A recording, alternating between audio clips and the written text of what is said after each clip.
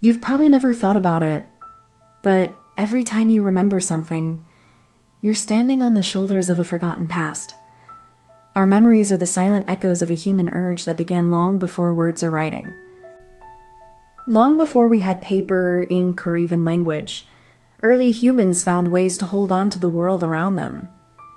They carved, they painted, they shaped the world in ways that made it last. To record was to survive. To remember was to outlive the moment. And in that act of creation, something profound was born. The first seeds of memory itself. This is the story of how memory began. Not as a trick of the mind, but as an act of will, a defiance of forgetting, and the first step toward building a world that would outlive us all. So what exactly are we talking about? It's not just about remembering things. It's about how our ancestors began to capture the world around them, to make sense of their lives and pass knowledge forward.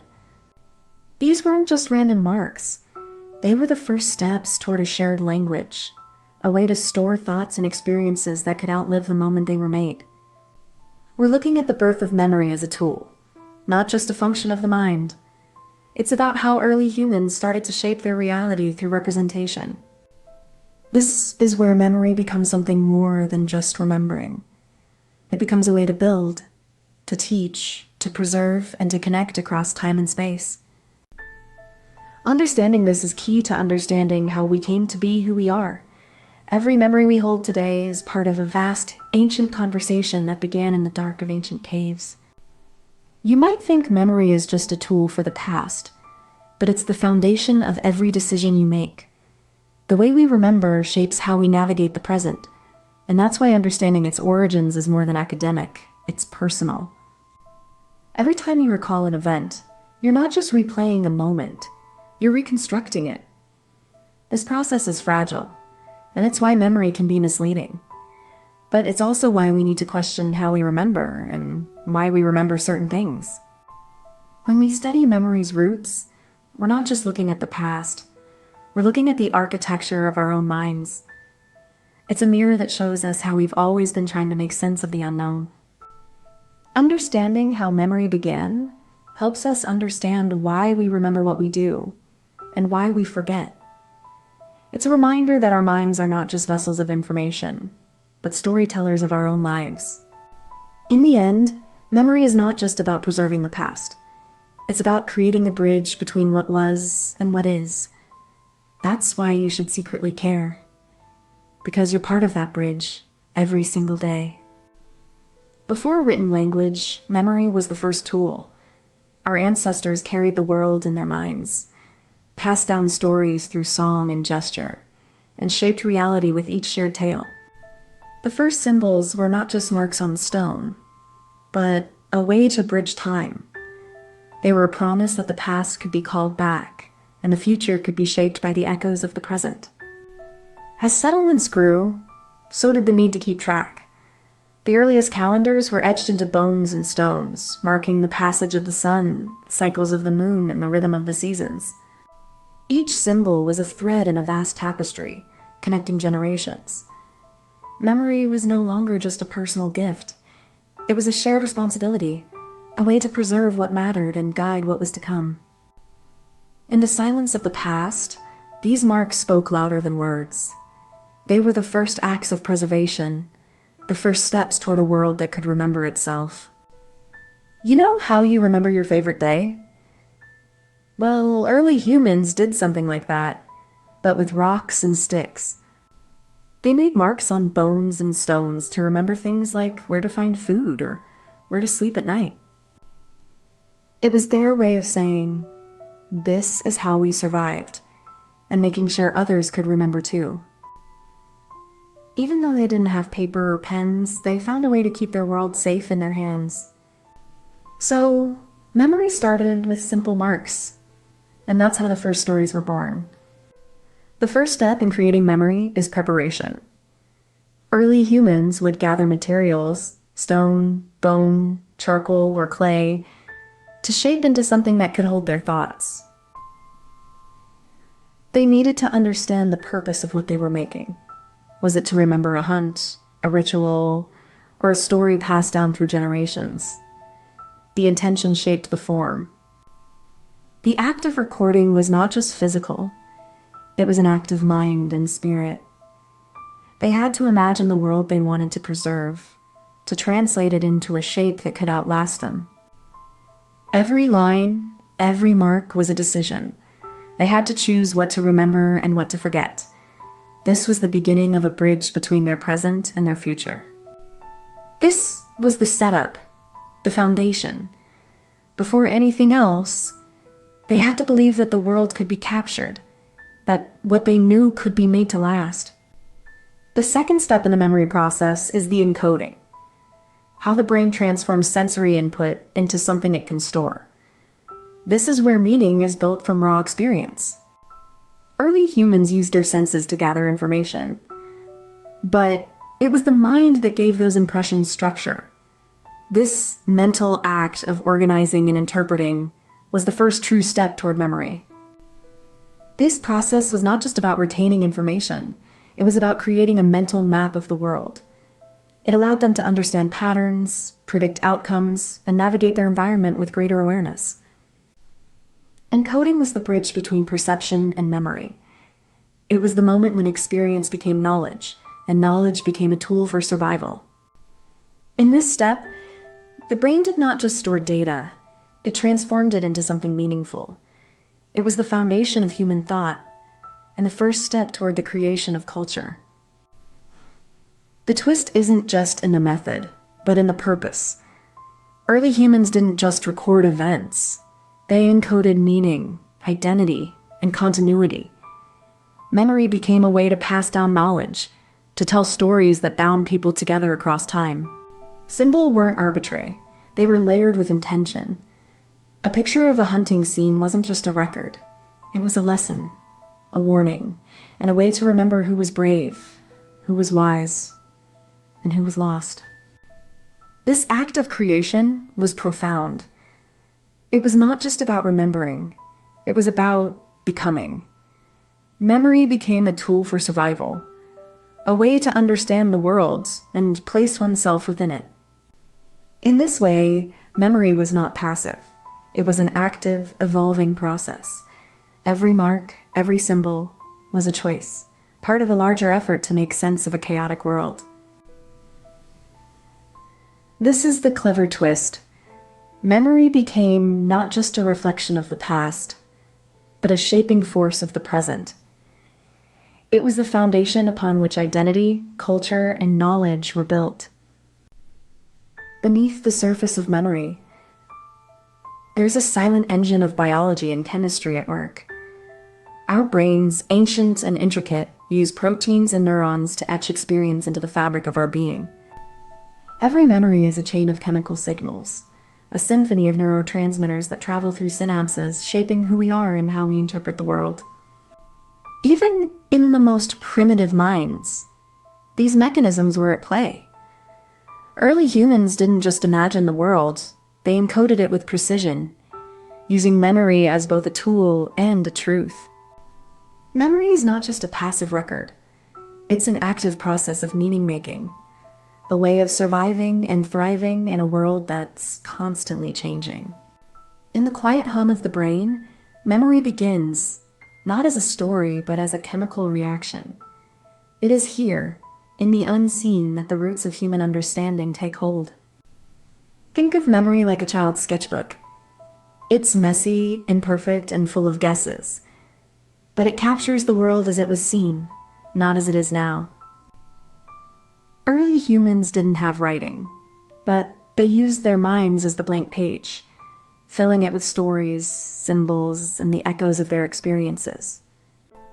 This is why memory is both fragile and enduring, a whisper in the dark that refuses to be forgotten. In the end, memory isn't just about remembering. It's about understanding how we came to be, and how we still carry the world within us. Comment this emoji if you made it to the end. Imagine standing in a dark cave, the air thick with the scent of damp earth and ancient stone. Your torch flickers, casting long shadows on the walls, and suddenly you see it. a handprint, red and raw, frozen in time. It's not just a mark, it's a story. A person, long gone, pressed their palm against the rock, leaving behind a silent message across millennia. This is not art, it is memory, the first attempt to remember, to tell, to preserve. In this darkness, our ancestors found a way to make sense of the world, to record their thoughts, their fears, their dreams. They painted not just to see, but to remember, to pass on something that would outlive them. This is not just a relic of the past.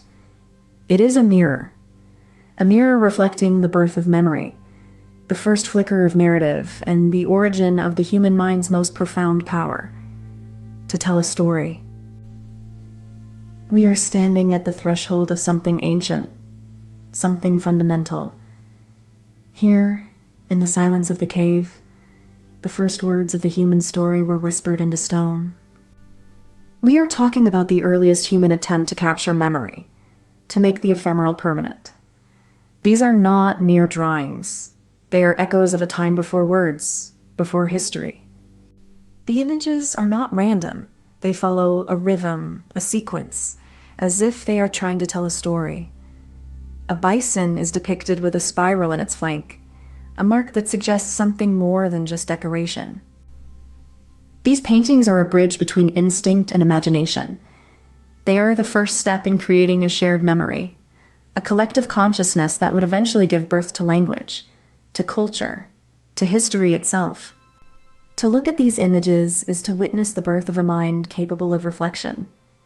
It is not just memory that is being preserved, but the capacity to imagine, to feel, to think beyond the present. These walls are not just records. They are invitations. They ask us to step back in time, to feel what it was to be a part of something far greater than ourselves. These paintings are not just ancient art. They are the first stories ever told. They are the first attempts by humans to make sense of their world, to remember, to share, and to imagine beyond the present. When you look at those figures, you're not just seeing animals. You're seeing the first protagonists of a narrative. They are not just painted. They are remembered. They are imagined. They are alive in the minds of those who created them. You might not care about prehistoric art, but you are already shaped by it. The way you tell stories, the way you remember, the way you imagine. It all began in those dark, silent caves, in the hands of our ancestors. Understanding these paintings is understanding how we became storytellers, how we became human. They are not just relics of the past. They are the roots of your own imagination. So care about them, secretly, because they are not just ancient. They are you, your thoughts, your memories, your stories, all written in pigment and pigment alone. We begin in the shadows of deep caves, where flickering torchlight reveals the first stories ever told. These ancient hands, rough and calloused, pressed pigment into stone, capturing the world as they knew it. The imagery is not random. It is a sequence, a narrative, a memory etched into the rock. These were the first attempts to preserve the fleeting moments of life, to bind them to something eternal. From these early depictions, we see the birth of storytelling, not as words, but as images that carry meaning, that evoke time and emotion across generations. As we move beyond the caves, the same impulse continues, carved into bone, etched into stone, and eventually written down. The roots of narrative memory are deep, stretching back to the first human who looked at a painted animal and imagined a story. This is not just about art. It is about memory, about how we make sense of the world, how we pass on our experiences, and how we begin to imagine the future.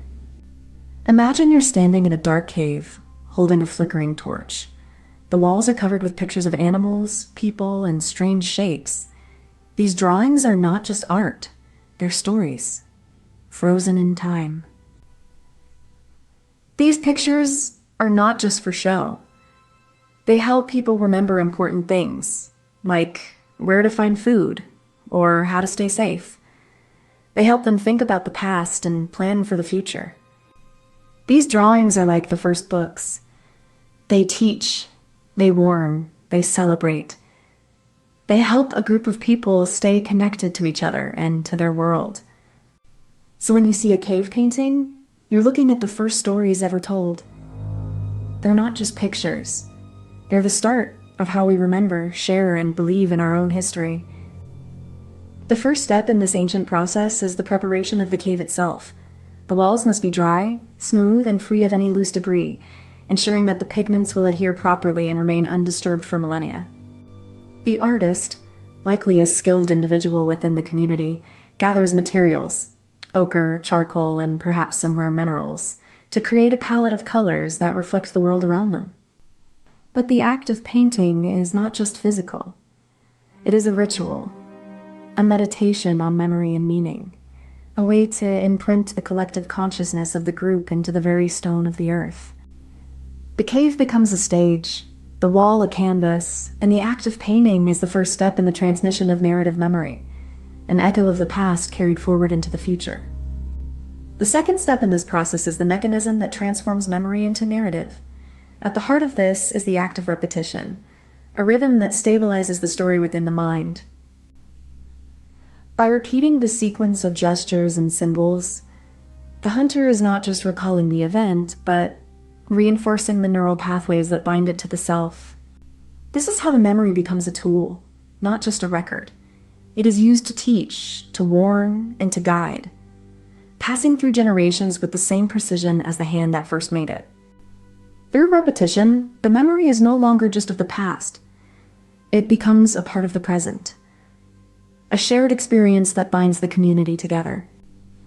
In this way, the cave becomes not just a place of art, but a place of thought, where memory is not merely stored, but shaped, passed on, and made meaningful. The twist comes when we realize that these paintings weren't just records of events. They were stories, told not in words, but through symbols and sequences. This suggests that early humans were not just documenting their lives, but crafting a kind of memory that could be passed on, a way of preserving meaning across generations. These sequences were not random. They followed patterns, showing cause and effect, movement, and even emotional tone, like a primitive form of narrative structure. This is the first known use of narrative memory, a way of making sense of the world through shared experience, imagination, and collective memory. In this way, the cave paintings were not just art. They were the first stories, the first way of telling ourselves who we were and who we might become. Beneath the surface of these ancient images lies a science older than language itself, a science of memory encoded in pigment and pattern. Neuroscience tells us that memory is not a record but a process, a reenactment of experience stored in neural networks, not in symbols. The cave paintings are not just art. They are a neural map, a kind of brain diagram mapping out the way memory is formed and replayed in the mind. Every line, every hue, every repetition of a figure is a kind of memory rehearsal, a way to anchor the past in the present, to make it real. In this way, the act of painting becomes a kind of storytelling, not of words, but of neural pathways, of how we remember and re-remember. Imagine a stone, cold and unyielding, standing alone in a vast, silent plain. It has no name, no purpose, and no memory. Yet, it is the first page of a story that will outlive all who write it. Now, imagine someone coming across the stone, placing their hand upon it and etching a simple mark. That mark is not just a line. It is the first stroke of memory, the first whisper of a story waiting to be told. This mark is not just a symbol. It is the birth of memory, the first act of storytelling. It is the beginning of a chain that will carry meaning through time, through generations, through the silence of the cave. And so, the first narrative was not written with ink or language, but with stone and touch. It was born not in the mind, but in the hand, and it was passed on not through words, but through memory. In the end, the story is not about the stone, but about the hand that made it. It is about the human need to remember, to tell, to pass on something that once was and may never be again. Comment this emoji if you made it to the end. You know the story of your great-grandmother, passed down through generations, not in a book, but in a voice. It's more than a tale. It's a lifeline to the past. Oral tradition isn't just memory. It's a way of keeping history alive, even when the world tries to forget. In places where writing was scarce, people learned to listen, to remember, to carry the weight of the past in their voices. The stories weren't just about the past. They were maps, guides, warnings, and promises. They were survival. Today we speak of history in books, but sometimes the truth lies in the way a story is told. Its rhythm, its pauses, its silence. Oral tradition isn't just storytelling. It's a living archive. It's the way communities remember who they are, through voice, memory, and rhythm. These stories aren't just about the past, they're about the present, shaped by the hands that pass them down. It's not written down, but it's no less real. These stories carry the weight of history, often passed from one generation to the next, in the same way a song is sung or a proverb is repeated. They are the heartbeat of a culture, preserved in speech. It's not just about what is said, but how it's said. The tone, the pauses, the rhythm. These elements give the story its life. They make it more than just words. They make it a shared experience. In a world that increasingly relies on the written word, oral tradition reminds us that history is not just something we record. It's something we live. It's a way of staying connected to those who came before us, and to the stories that shape who we are. You might think history is written in books, but it's also whispered in the wind, carried in the stories we tell ourselves. These oral traditions are more than just stories. They're the bones of our collective memory. When we dismiss oral traditions as folklore or myth, we're not just ignoring stories. We're erasing the voices of those who came before us. They were the historians, the keepers of truth, and the first storytellers. In a world that moves fast and records everything, oral tradition is a quiet, persistent force. It reminds us that history isn't just something we archive. It's something we live, breathe, and carry forward. You don't have to be a historian or a scholar to care. Every time you hear a story, every time you share one, you're part of a long and sacred tradition. That's why you should care, because you're already part of it. In the earliest days, before writing, people gathered around fires to share the stories of their ancestors. These were not just tales, but lifelines, carrying the wisdom and memory of those who came before. The stories were passed down through generations, each telling adding nuance, emotion, and truth. They were the first chronicles, the first way to remember who we were and where we came from. With the rise of writing, oral traditions did not vanish, but evolved. They adapted, becoming more structured, more precise, while still holding the heart of what it meant to remember. Even today, in the age of digital archives and instant information, the oral tradition lives on in the voices of the elders, the songs of the people, and the stories that bind us to our past. To listen to an oral tradition is to step into a living history, one that breathes, grows, and changes, yet remains rooted in the truth of those who came before us. History isn't just in books. It's in stories. Some people remember the past by telling it to others, like a song that gets passed down. These stories help us remember who we are, where we came from, and what we've learned. They're like a map made of words, not paper. Sometimes the stories are about heroes, or mistakes, or love, or loss. They help us make sense of the world, even when things are hard. Even when the world changes, these stories stay. They're not just memories, they're a way to keep history alive, one voice at a time. Before a story is told, there must be a reason for it to be told. A history, a memory, a truth that needs to be carried forward. The first step is not just in the words, but in the purpose behind them. The teller, often a respected elder or storyteller, prepares themselves not just with words, but with intent. They remember the weight of the story, its origins, and its place in the lineage of the people. The setting is not incidental. It is a stage for remembrance. Whether in a home, a village square, or a sacred place, the environment shapes the memory and gives it meaning. This first step is not about performance, but about preservation.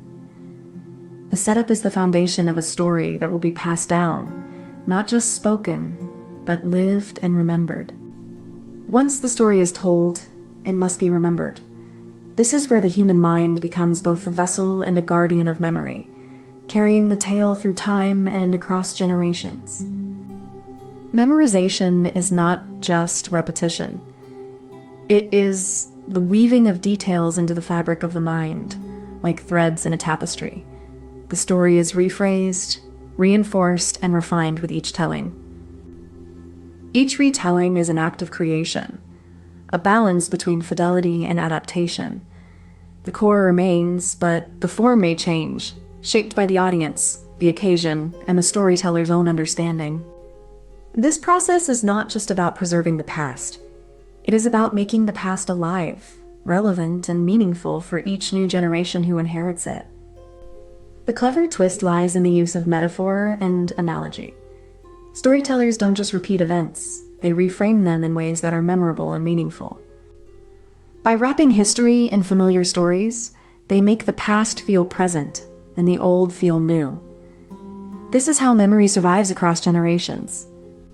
The twist is not just in the story, but in the way it is told, layered with meaning, subtle yet profound, so that the listener feels the truth before they hear it. Through this clever twist, oral tradition does more than pass on facts. It passes on wisdom, identity, and a sense of belonging to the story of the world. This is how history is not lost. It is carried, transformed, and passed on, like a flame that never goes out. There is a science to memory, an intricate lattice of neural pathways that hums beneath the surface of human consciousness, preserving not just words, but the weight of meaning they carry. Neuroscience reveals that stories are more than just information. They are encoded with emotion, context, and rhythm, making them far more than mere data. In this way, oral tradition is not just a vessel for the past.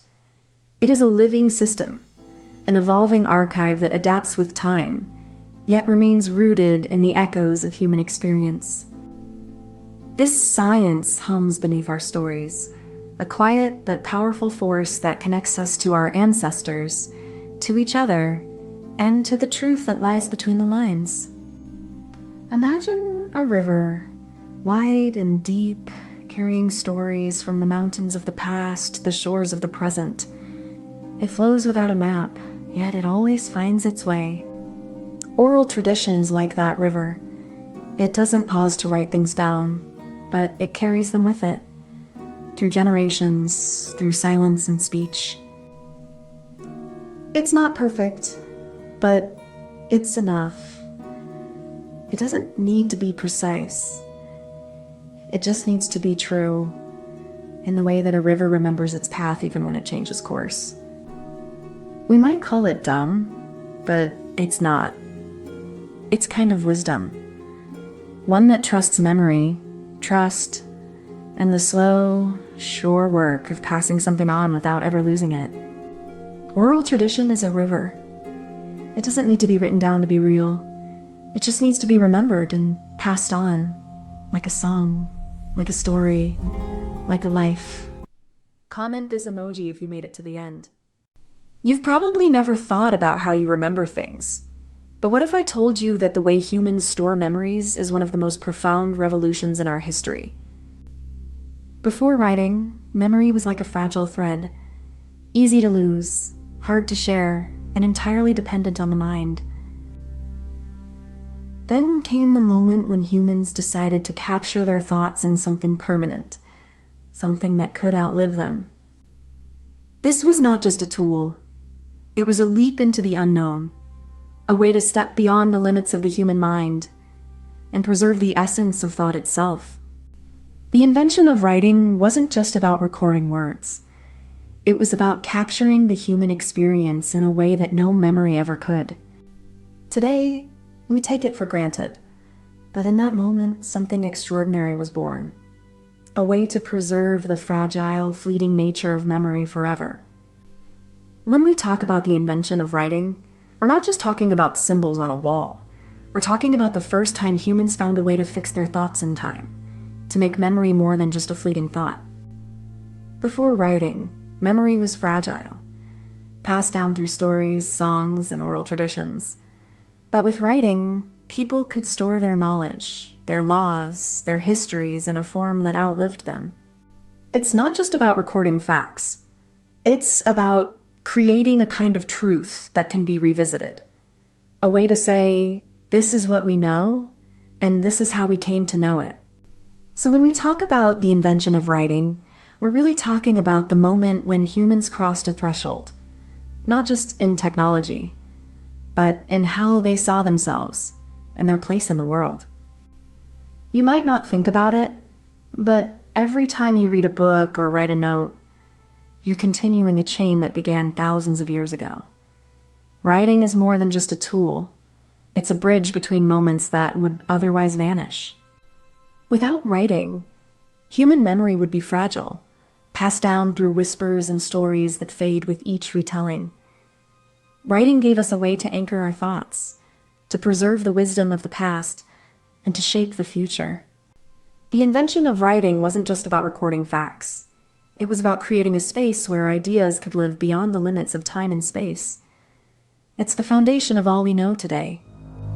Even in this digital age, we are still carried by the same impulse that drove ancient scribes, the need to leave something behind, to be remembered, to matter. So yes, you should secretly care about this, because every word you write, every idea you record, is part of a legacy that stretches across millennia, and that legacy is you.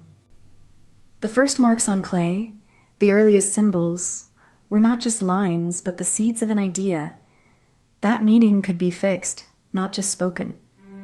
These were the first attempts to bind memory to something solid, something that could outlast the person who made it. As these symbols grew more complex, they began to take on structure. The cuneiform script, with its wedge-shaped impressions, was more than a record of trade. It was a tool for preserving laws, prayers, and the thoughts of an entire civilization. In Egypt, the hieroglyphs emerged as a visual language, capturing not just words, but the weight of the divine. These carvings on temple walls and tombs were a way to ensure that the gods and the pharaohs would never be forgotten. Then came the Greeks and Romans, who refined the art of writing into a system that could be copied and shared. The codex, the scroll, the alphabet, each was a step toward a more personal, more portable form of memory. From papyrus to parchment, from clay to paper, the evolution of writing was not just about recording words. It was about preserving the human experience, making it possible for one mind to speak to another across time and space. Imagine you're holding a stick, and you draw a picture in the dirt. That picture is a story. But if it rains, the story disappears. So you want to make sure it lasts. Then you realize that if you can make a mark that stays, you can remember things for a long time. You want to keep your stories, your history, your people safe. You start to think, what if we could write things down so they never fade away? That way, Your people can remember their stories even when you're not around. That's how writing was born. It was a way to keep your memory alive, even when you were gone. It was like giving your stories a home, so they could live forever.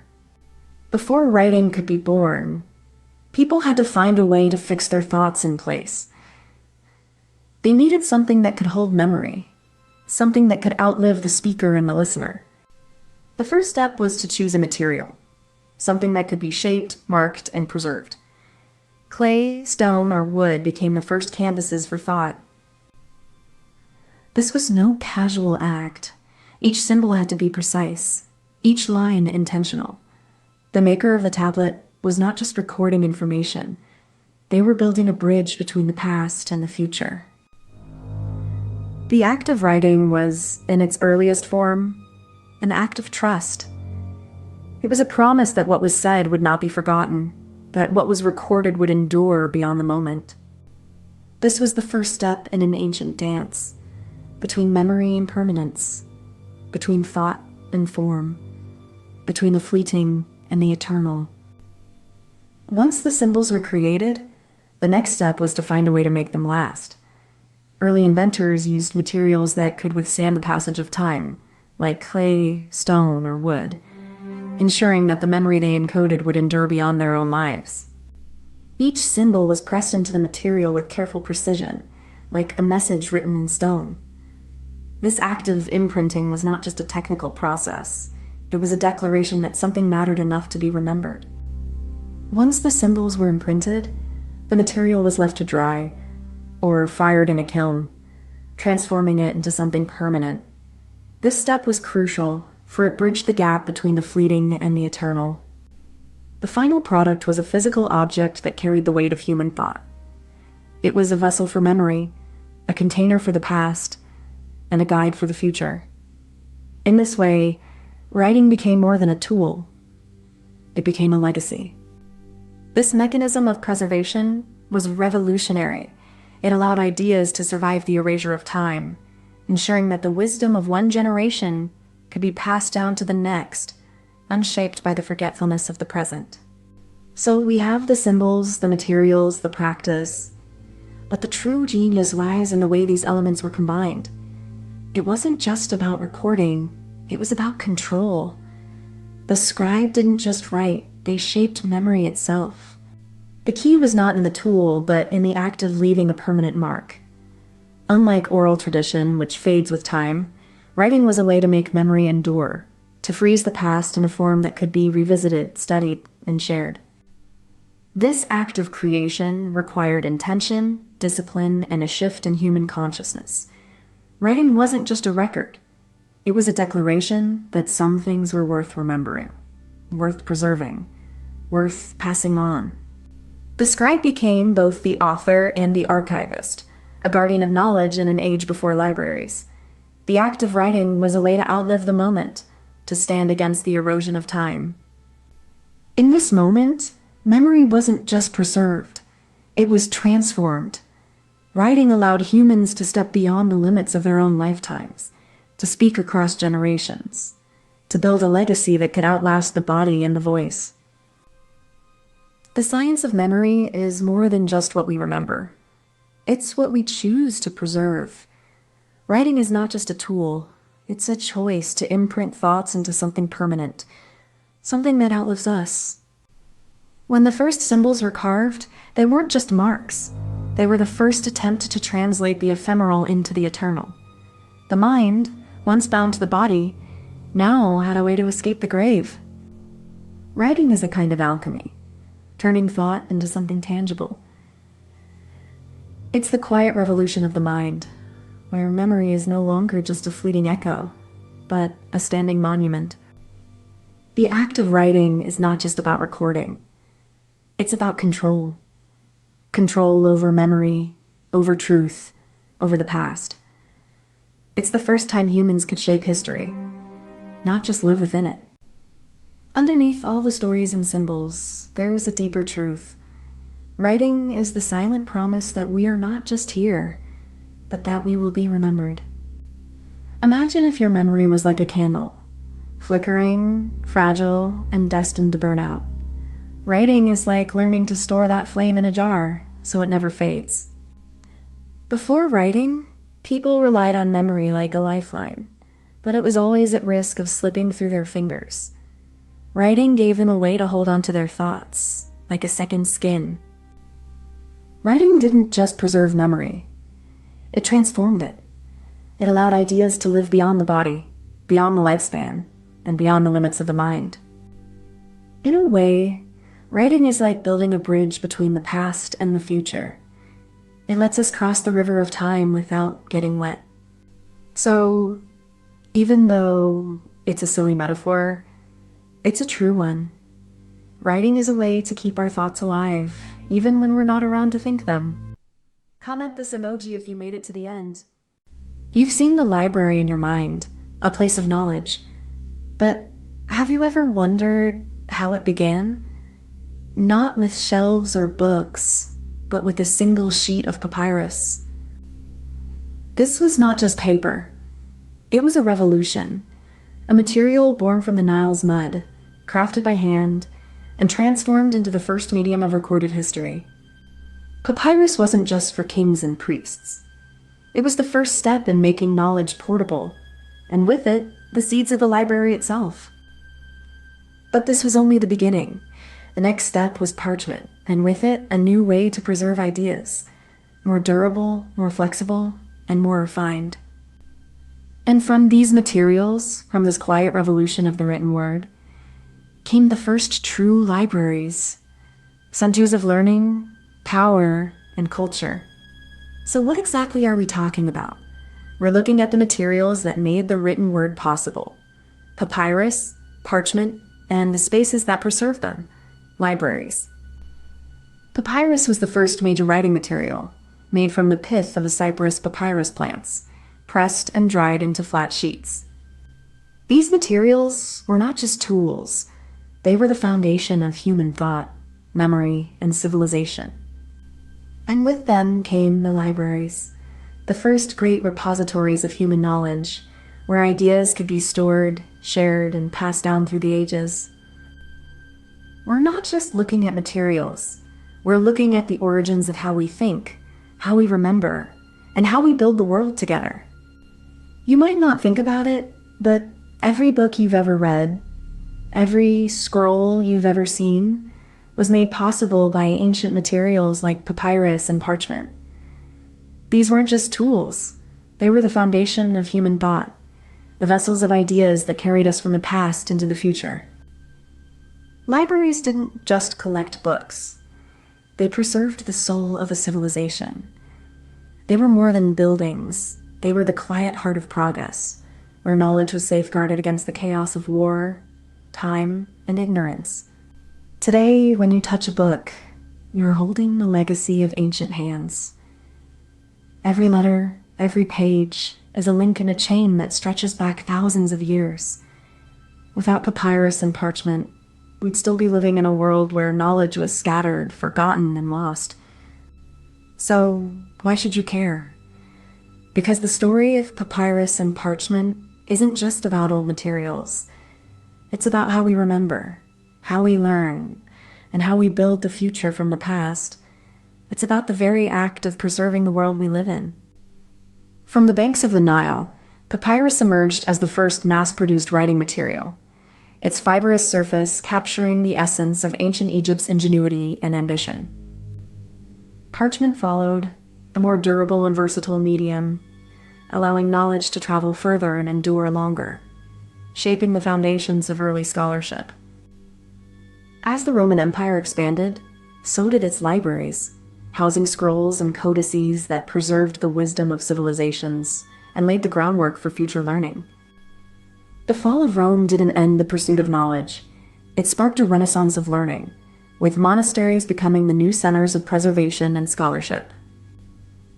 And so, from papyrus to parchment to the codex, the journey of writing and the library began, setting the stage for the great intellectual movements that would follow. Imagine a blank page, soft and warm, like the inside of a book you've never opened. That's what papyrus looked like before anyone wrote on it. Now, picture someone pressing a reed into the wet mud, making a line. That's how writing started. Like drawing in the dirt, then drawing it into a page. Libraries were like treasure chests for ideas. They held everything from how to grow crops to the secrets of the stars, all written down so no one would forget. So, libraries began as a way to keep knowledge safe. They helped people remember what they knew and share it with others, like passing down a story from one hand to another. The first step in creating a library was gathering the raw materials: papyrus, parchment, or vellum. These were the foundation upon which knowledge would be built, stored, and shared. Each material required careful handling and preparation. Papyrus, for instance, was made by pressing soaked plant fibers between wooden boards and drying them under the sun. Vellum, the finest of the three, was even more refined. Often used for important texts and religious documents, it required the highest level of craftsmanship and attention to detail. Once the material was ready, it was cut into sheets, stacked, and stored in cool, dry places to prevent deterioration. This was the quiet beginning of the library's life. The act of preparing these materials was more than just a technical process. It was a form of devotion to preserving knowledge. Each sheet was a vessel for the past, present, and future. The next step in the process is the mechanism itself, the physical system that allows the scribe to move the reed pen across the surface of the papyrus or parchment. This is where the scribe's skill and precision really come to the fore. The mechanism is simple but elegant, relying on the scribe's control over the pressure and angle of the pen. The movement is guided by the natural curve of the papyrus and the weight of the scribe's hand. As the scribe works, they often use a stylus or a reed pen to mark the surface, creating the first strokes of a letter. This is the moment when the thought becomes form, and the word begins to take shape. The scribe's hand moves with a rhythm that mirrors the mind's pace. Each stroke is a step forward, a mark of thought, and a link in the chain of knowledge being built. In this moment, the scribe is not just writing. They are building a bridge between the past and the future, between the known and the yet-to-be known. The clever twist comes when the scribe realizes that by using a dry, absorbent surface, the ink doesn't just settle. It clings, creating a permanent mark that can be read long after the brush is gone. This isn't just writing. It's a chemical reaction, a marriage between material and medium, where the ink becomes part of the surface itself, not just a temporary impression. The scribe then uses the same brush to make corrections, rubbing out mistakes with a damp cloth, a process that shows how early writing was both precise and adaptable. This method allowed for revisions, erasures, and even layered texts, turning a single sheet into a kind of memory storage that could evolve over time. In this way, the scribe didn't just record words. They created a kind of artifact, a snapshot of thought that could outlive its maker. The ancient world's knowledge was not just written. It was preserved through chemistry and craft. Papyrus and parchment were more than materials. They were the result of precise chemical processes, shaped by human ingenuity and necessity. Papyrus was made from the inner fibers of the papyrus plant, soaked, beaten, and pressed into sheets. It was a delicate balance of moisture and pressure, a process that demanded both knowledge and skill. Parchment, made from animal skin, required even more care. It was soaked, scraped, stretched, and dried, each step a test of patience and precision, ensuring the material would last for centuries. These materials were not passive. They responded to the hands that shaped them, the ink that clung to them, and the weight of history that settled upon them. They were the foundation of human memory, holding the past in their fibers. In the quiet hum of the library, these materials pulsed with a silent science, a science of preservation, of transformation, of turning the ephemeral into the eternal. Imagine a library not built of bricks and stone, but of clay tablets stacked like bricks, each one holding a story, a law, a poem. It's not the building that matters, but the knowledge it holds. Now picture a scribe, not with a quill, but with a stylus, pressing deep into the soft surface, leaving behind a mark that will outlast the scribe and the scribe's time. This is the library of the past, the first great library. And it's not a building. It's a collection, a system, an archive. It's the idea that knowledge should be preserved, shared, and remembered. So when we look at libraries today, we should think not just of the walls, but of the minds that built them, the knowledge they cradled, and the quiet power of holding the past in your hands. In the end, a library is not a monument to stone or steel, but to thought, to memory, and to the human desire to not be forgotten. Comment this emoji if you made it to the end. Imagine a world where knowledge was locked away, accessible only to the few. The weight of truth rested in the hands of a select few, and the rest of us lived in the shadow of their control. Then, in the mid-15th century, a simple invention changed everything. A machine that could replicate ideas with speed and precision, breaking the chains of exclusivity. The printing press did not just print words. It printed ideas, and with them, the seeds of a new world.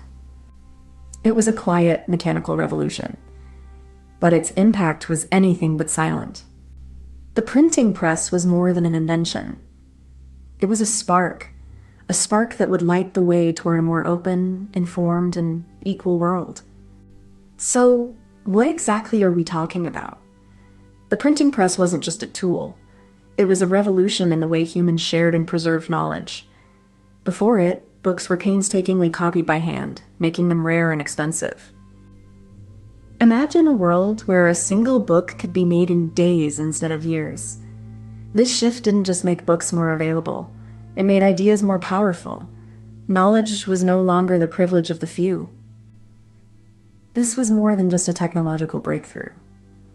It was a cultural shift, one that would challenge power structures and ignite movements for change. The press gave voice to those who had been unheard. The printing press laid the foundation for modern society. It changed how we think, learn, and connect. It was the spark that lit the flame of the Enlightenment and the birth of a more informed, independent public. You might not think about it, but the power to read and write is one of the most transformative abilities you have. It's not just about books. It's about how you see the world, how you make sense of your place in it. Every time you read a newspaper, scroll through a website, or open a textbook, you're participating in a legacy that began with a single machine, the printing press. That machine changed everything. And this is why you should secretly care. Because the tools we use to access knowledge today are built on the same principles. The internet is the modern printing press, and you are its user. Understanding this history gives you a deeper sense of the world you live in. It reminds you that knowledge is a force, one that can shape societies, challenge power, and empower individuals. So, the next time you read something, remember that you're part of a long, powerful chain. You're not just consuming information. You're participating in a revolution of thought. In 1440, Johannes Gutenberg set his mind to something that would change the world. He built a press that could print pages in hours, not weeks. It was a machine of metal and ink, but it carried the weight of a revolution. Before the press, knowledge was locked in monasteries, guarded by scribes. Books were rare, expensive, and accessible only to the elite. The press changed that. It made books mass-produced, and ideas mass-distributed. As the press spread across Europe, so did the spread of ideas. From science to theology, from poetry to politics, the press gave voice to the people. It was the first step toward a world where knowledge was no longer a privilege. The printing press didn't just print words. It printed the future. It gave rise to universities, newspapers, and the very idea that knowledge could belong to everyone. It was a quiet revolution, but one that changed everything. Imagine you're in a big library, and instead of just a few people reading books, everyone in the town can read them too. That's what the printing press did. Before the printing press, books were made by hand, one page at a time. It took months to make just one book, and only rich people could afford them. Then came the printing press. It was like a machine that could make many books quickly, like a printer today, but with paper and ink. Now, people from all over could read the same books, learn the same things, and share ideas. That's how knowledge started to belong to everyone. The printing press didn't just make more books. It made the world a smarter, more connected place. Before the first word is printed, the press must be set up with precision. The wooden frame, known as the press bed, is the foundation of the entire process. The type pieces are carefully arranged in a composing stick, each letter or symbol placed with exacting care to form the desired text. Once the text is arranged, the composing stick is locked into a form, a flat metal frame that holds the entire line of type in place. The form is then transferred to the press bed, where it is secured with iron clamps to ensure stability during the printing process. Finally, the ink is applied to the form, ready to be transferred to the paper in the next step of the process. The press is a marvel of mechanical simplicity, yet it carries the weight of a revolution. At its heart, the movable type is arranged in a frame, each letter carefully positioned to form words and sentences. Once the type is set, the press is ink. A roller spreads a thin, even layer of ink across the surface, a process that requires both precision and patience to ensure clarity and consistency. As the press is cranked, the type is forced against the paper, leaving behind an imprint of the words. It's a moment of transformation, where the intangible becomes physical and knowledge takes shape. This process is repeated hundreds of times, each press run producing more pages, more words, more possibilities. It is the birth of a new world of thought, one page at a time. The third step is where the real ingenuity shines. The press uses a clever mechanism to transfer ink from the movable type to the paper. As the type is pressed against the paper, the ink is trapped between them, creating a clear and crisp impression. This is not just a simple pressing motion. It's a calculated balance of pressure and timing. Too little, and the print is faint. Too much, and the paper tears. The printer must be both precise and patient. Each press stroke is a step closer to the democratization of knowledge. The printer, though unseen, becomes a key player in the spread of ideas, shaping the future through the power of the printed word. This final step is the culmination of the printing process, a bridge between the tangible and the abstract. It is where the physical meets the intellectual, and where ideas take their first solid form. The printing press didn't just replicate text. It transformed the very nature of information itself. Each press was a machine of precision, turning ink and paper into a medium that could outpace the hand of a scribe.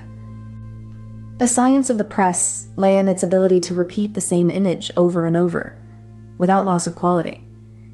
It was a form of mechanical reproduction that redefined what it meant to share knowledge. This was not just an act of copying. It was an act of standardization, of making knowledge predictable and portable, so it could travel across time and space with minimal distortion. The press was a tool of order, yet it also introduced a kind of chaos in the spread of ideas. It allowed for the mass production of texts, which in turn made literacy possible for more people than ever before. The science of the press was simple in design, yet profound in impact. It was a bridge between the old world of silence and the new world of sound, between secrecy and sharing. Imagine a world where only a few people can read, and knowledge is locked away in the hands of the powerful. The printing press changed that, like a door opening for the first time in centuries. Before the printing press, books were like rare spices, expensive, hard to get, and only a select few could taste their value. Then, suddenly, the recipe was shared. It was not perfect, and it didn't solve everything, but it started something that no force could undo. The idea that knowledge belongs to all, not just a few. So, in a way, the printing press was like a child learning to walk. It stumbled, it fell, but it kept going, because it knew it was heading somewhere important. Comment this emoji if you made it to the end. In the dim light of a crumbling monastery, a single candle flickers, casting long shadows on ancient manuscripts stacked in disarray. These pages, once the lifeblood of knowledge, are now relics of a forgotten age, waiting to be rediscovered.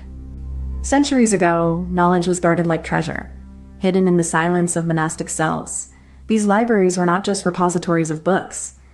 They were the heart of civilization, where truth was preserved against the tide of time. But the world changed. As empires rose and fell, the custodians of knowledge shifted from monks to statesmen, and from scriptoria to state archives. The archive was no longer a sanctuary. It became a tool of power. Today, we stand at the edge of a new era. Archives are no longer just places. They are systems, algorithms, and digital echoes of the past. The question is no longer who preserves history, but who decides what is remembered. This is the story of how we came to trust the archive, not just as a place, but as a force that shapes our understanding of the world. It is a story of survival, of power, and of the fragile line between memory and oblivion. So what exactly are we talking about? The archive is more than just a collection of books. It's a place where knowledge is preserved, protected, and passed down through time. It's a bridge between the past and the present, built on the quiet, unyielding work of those who believed in the power of words. An archive is not just a place, it's a responsibility. It holds the memories of civilizations, the voices of the forgotten, and the records of human progress. It's where history is not just remembered, but made tangible. The archive has evolved over centuries, shaped by war, empire, and enlightenment. It started as a monastic sanctuary, then became a state instrument, and now is a global network of memory and meaning. Today's archives are vast, digital, and global, yet they still carry the weight of their past. They are the keepers of truth, the silent witnesses to human endeavor, and the guardians of what we choose to remember. Understanding the archive means understanding the story of human memory itself. It's a story of survival, of curiosity, and of the unrelenting need to preserve what matters. You might not think about archives, but they shape the stories you believe. Every fact you take for granted has been preserved, curated, and made available by these quiet institutions. When you look up a historical event, you're not reading the original documents. You're reading a version that someone decided to keep. That's power, and it's hidden in plain sight. These institutions are not just about the past. They are shaping the future. Every decision made today about what to preserve affects how we understand tomorrow. The archive is more than a repository. It's a mirror. It reflects our values, our priorities, and our choices. And if you care about the world you live in, you should care about who gets to decide what stays in that mirror. Monasteries were the first true archives, where scribes laboriously copied texts by hand, preserving knowledge against the tides of time and war. These sacred spaces became more than repositories of books. They were places of memory, faith, and the fragile hope of continuity. By the Renaissance, the archive had evolved, no longer just a place for the divine, but a tool for the humanist pursuit of knowledge and power. As empires rose and fell, so too did the archive, expanding, reorganizing, and becoming a symbol of the state's reach and memory. Today's archives are vast and digital, but their roots lie in those quiet, sacred rooms where knowledge was once preserved by hand. An archive is like a big, quiet place where people put all their old stuff so it doesn't get lost. It's not just books, it's stories, memories, and facts that help us remember who we are. Imagine if your whole life was written down, and someone took all those pages and put them in a safe place.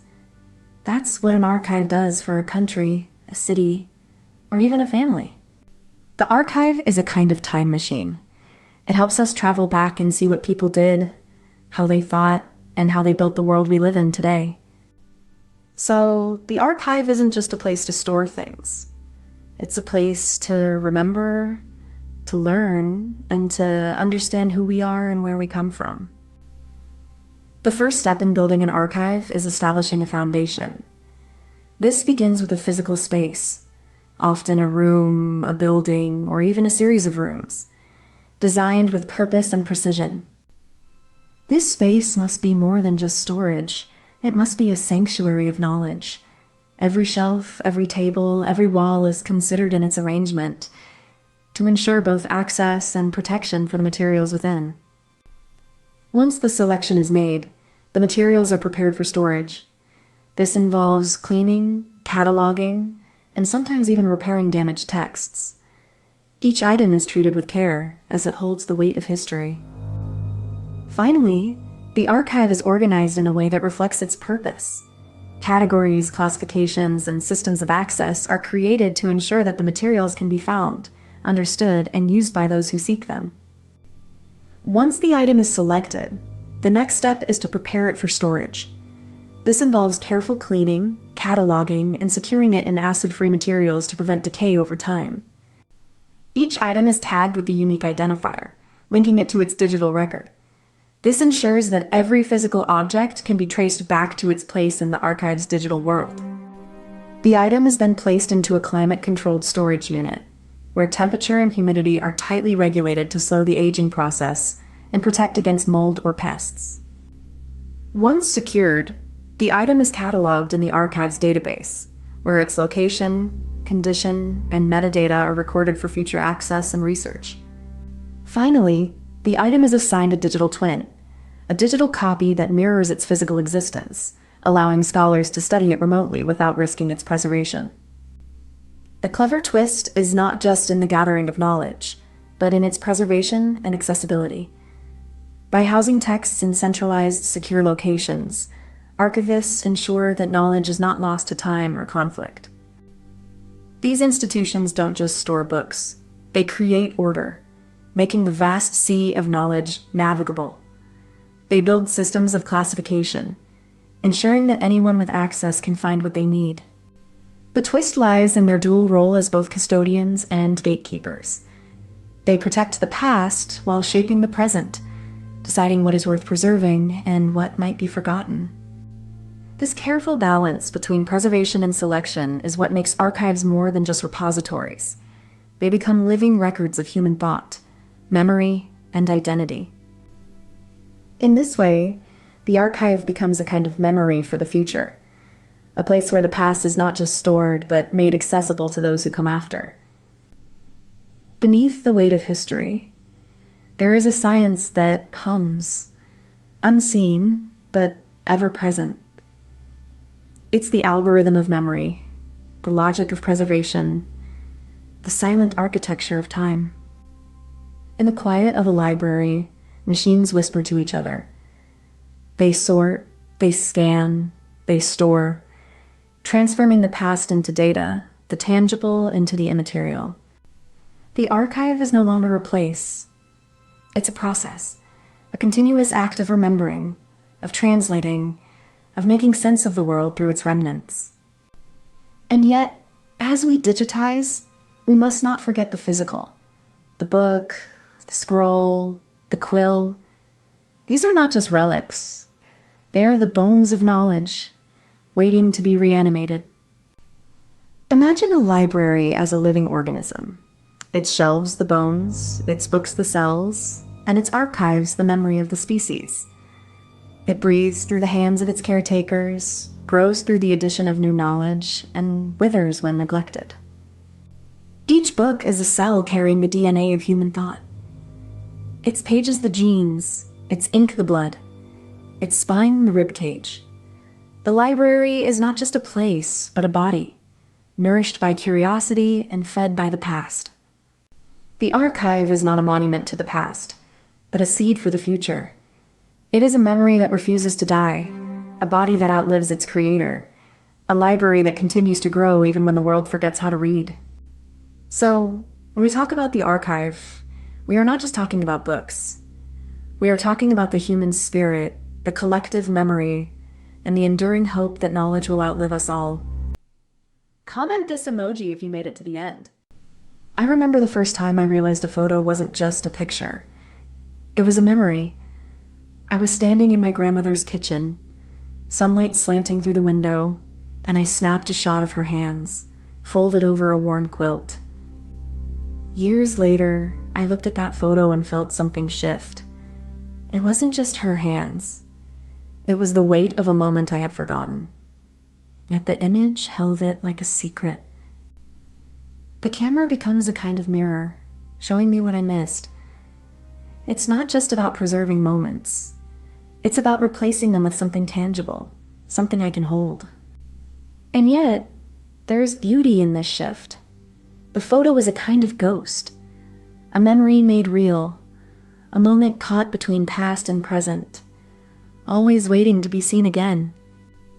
In the end, the camera doesn't just take pictures. It takes moments and turns them into something else, something I can never quite forget, even if I can't quite remember. We're talking about how the way we remember has changed. Once, memories were stories we told ourselves, filled with feeling and meaning. Now they're just photos, static, frozen, and sometimes empty of the emotion they once held. We used to carry our memories in our heads, in the way we felt, in the way we looked at the world. Now we carry them in our phones, in our cloud drives, in the glow of our screens. Memory are alive. They change, they grow, they fade. But images are fixed. They don't age, they don't change. They just sit there, waiting to be looked at or forgotten. We take pictures to remember, but often we forget to feel. The act of photographing becomes more important than the moment itself. We're capturing the past, but not the present. The shift from memory to image is more than a change in how we record. It's a change in how we live. We're living more in the frame, less in the feeling. You think you remember your childhood, but the details are fading like a photo left in the sun.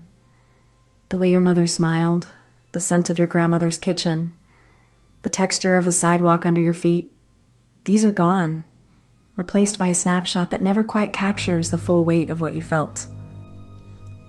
We take pictures to preserve moments, but what we really want is to keep the feeling, the ache, the joy, the quiet ache of being alive. And yet, the image becomes the memory, and the memory becomes the image. We think we are preserving the past, but we are also shaping the future. Every photo we take is a choice to freeze a moment, to define a feeling, to let something live on in a way that memory cannot. In the end, we are not just capturing images. We are trying to hold on to something larger than ourselves, the truth of who we were, who we are, and who we hope to become. And that is why you should care, even if you don't know it. The first camera wasn't a camera at all. It was a box with a hole and a piece of paper. People looked through it and saw the world as it was, but not as they remembered it. Then came the daguerreotype, a mirror that captured moments before they faded. It was a fragile thing, like a memory held in silver. The 20th century brought the camera into our hands, and with it, the illusion of control over time. We could freeze a moment, but we lost the way it felt to live through it.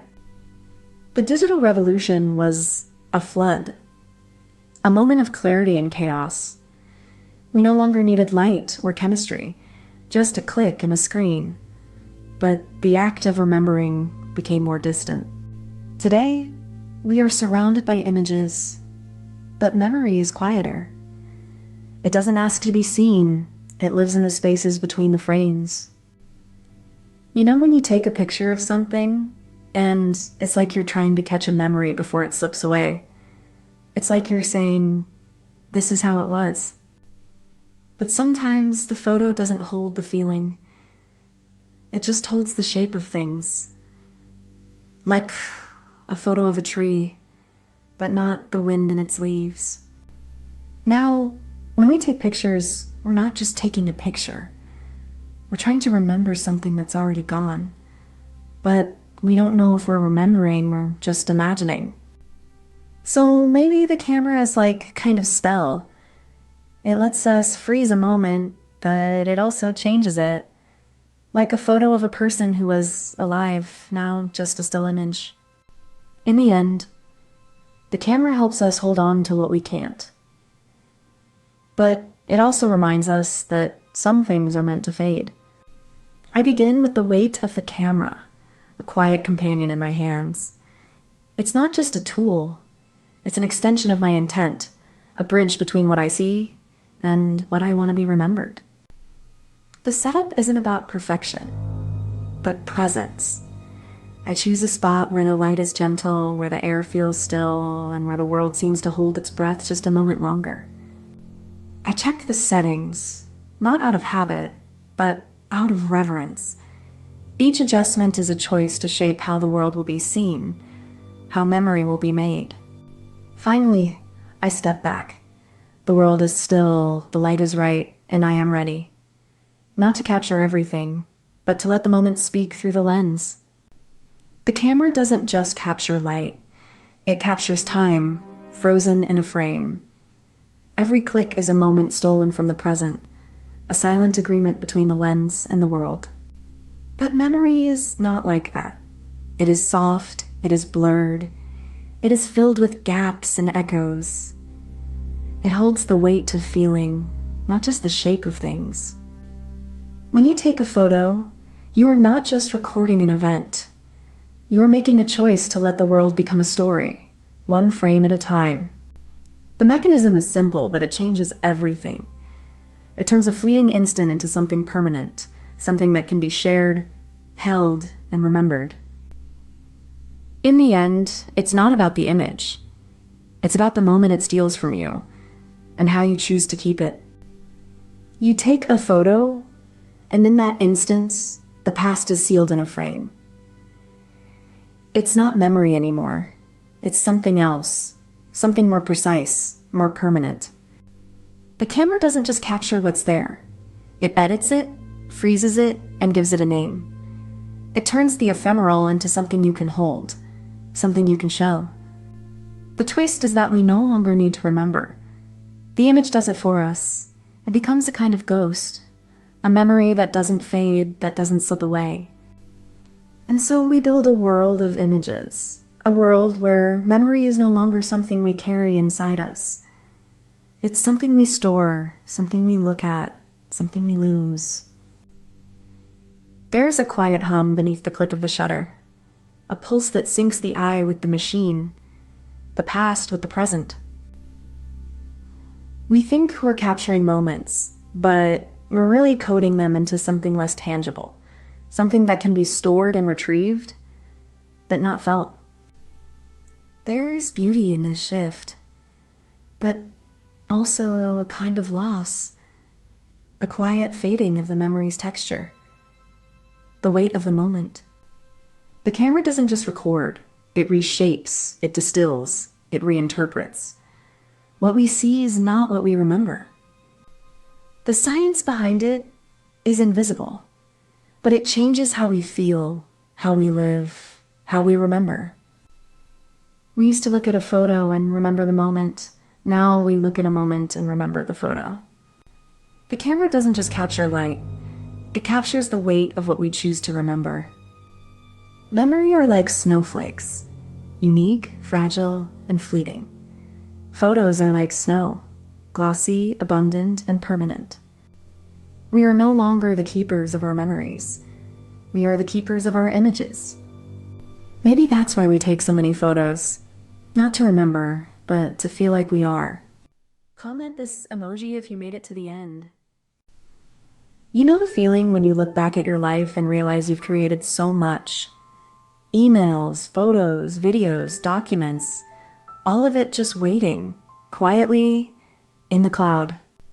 But what if you could go back 50 years and see that same feeling, not for your life, but for the birth of something that would change everything, the personal computer? In the quiet of the early 1970s, a group of tinkerers and visionaries were building something that would redefine what it meant to store, share, and live with information. They didn't know it yet, but they were laying the foundation for a world where every memory, every idea, and every moment could be saved forever. And in that moment, something strange happened. A spark of possibility ignited, and the future began to take shape in the quiet hum of a machine. So what exactly are we talking about? It's not just a machine. It's a gateway. A place where information, once locked away in books and minds, could now be stored, shared, and preserved with precision and permanence. The personal computer was more than a tool. It was a revolution in how we think about memory and knowledge.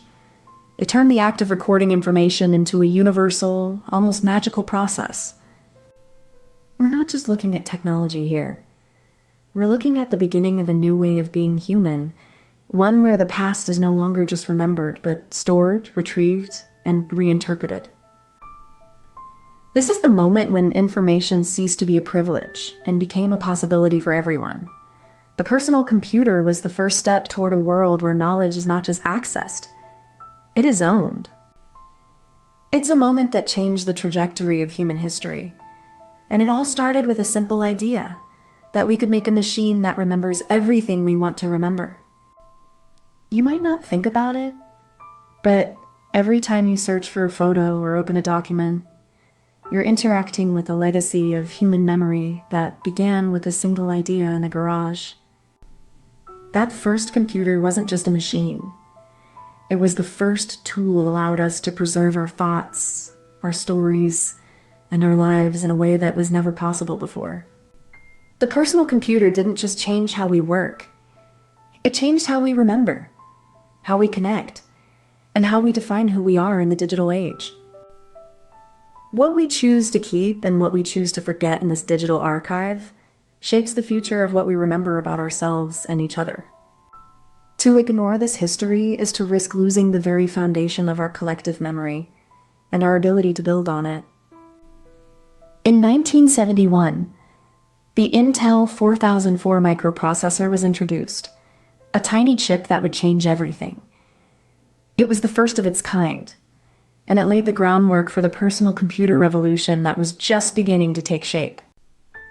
By 1975, the Altair 8800 became the first successful personal computer. It was a basic machine, but it sparked a wave of innovation and brought the power of computing into homes and small businesses. The 1980s brought the rise of the IBM PC and the Apple Macintosh.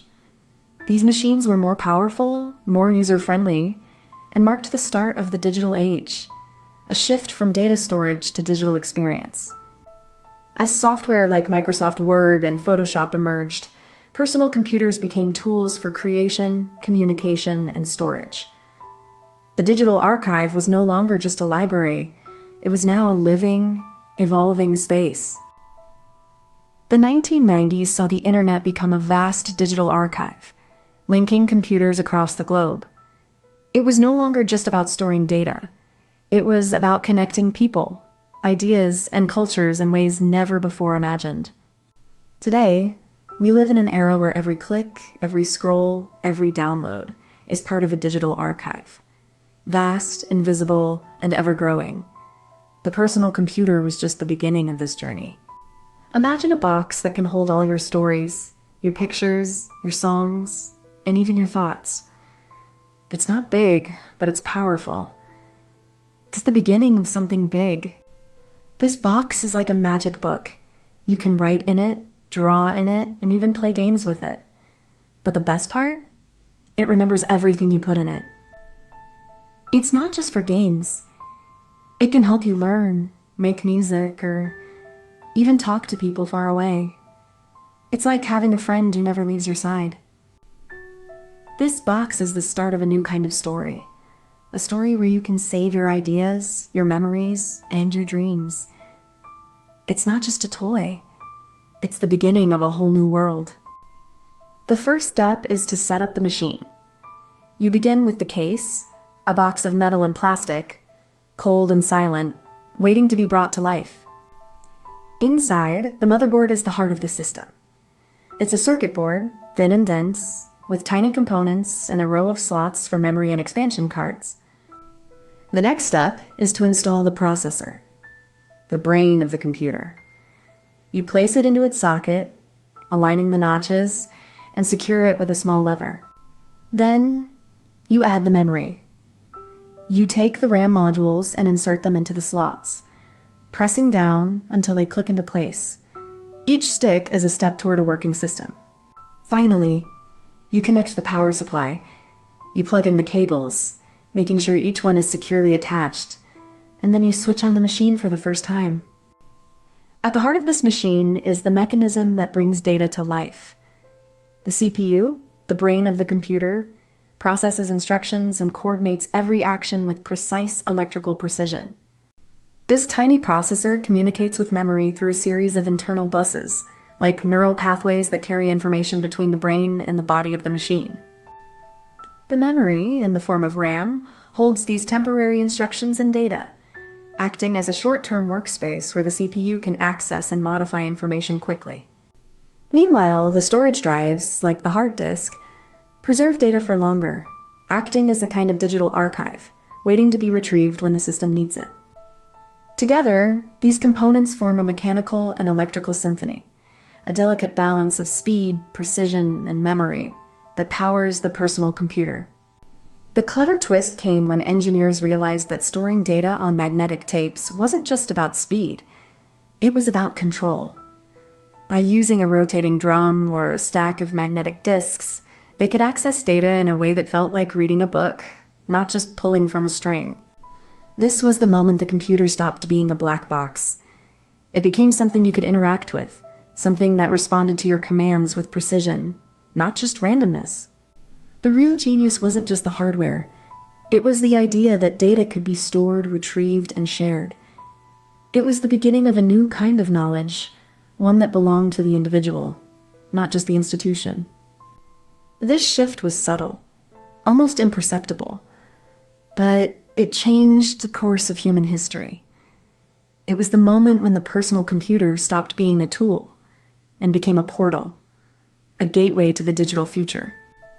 In that instant, the computer was no longer just a machine. It was a companion, a keeper of memory, and a witness to the evolving story of human connection. Beneath the polished surface of the computer, a symphony of logic gates hums, each one a tiny decision maker built from transistors and resistors. These are the building blocks of computation, the silent architects of the digital age. Each transistor is a switch, turning electricity on or off in a binary dance, creating patterns of ones and zeros that the computer interprets as instructions, data, and meaning. This is where the abstract becomes real, where the digital is grounded in the physical, where the invisible logic of code is made tangible through silicon and metal. The science of the computer is not just about the code we write or the software we use. It's about the fundamental physics of how electricity moves through space and time. In this quiet hum of transistors and currents, the foundation of the digital archive was laid.